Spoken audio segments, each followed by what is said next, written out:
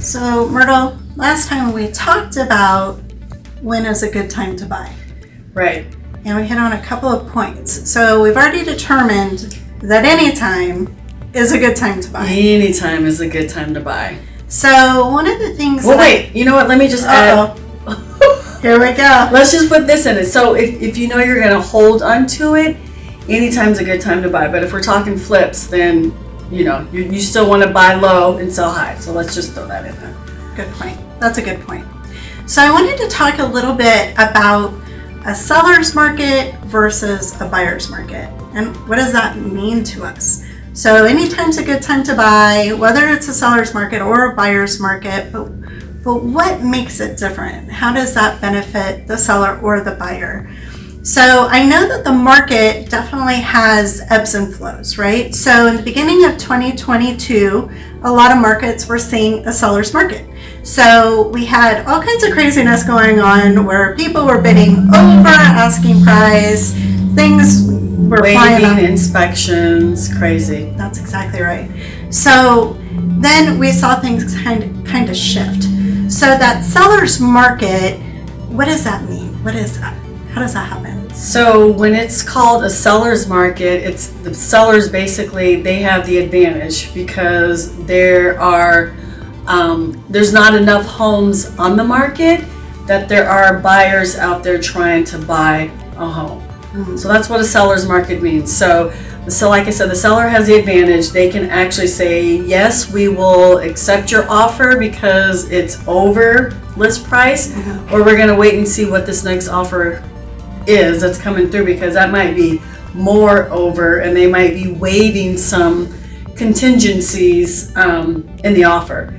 So yes, so that means again there's not enough homes out there for the amount of buyers that we have in the market. So there's a lot of competition. So kind of the supply and demand. A lot of buyer competition, yes. Okay.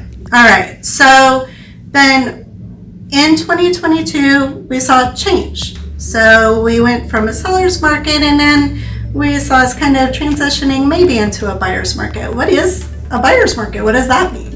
Yeah, so I think most economists are saying it's a balanced market. Okay. But since you asked the question, what is a buyer's market?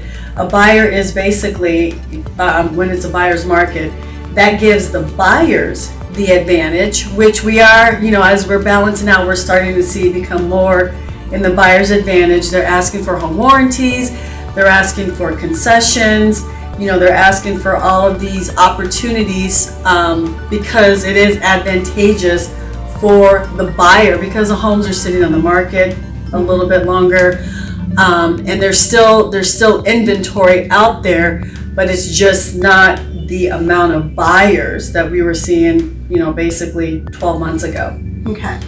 So if I'm a buyer right now, so if I'm a seller and I have to sell my property, like I want to sell my property to buy another property, move out of state, whatever that situation is, for a buyer, it's a good time for me to have some wiggle room. I've seen the price reductions for sure. Yep. So I think the next video, we should really focus on negotiations.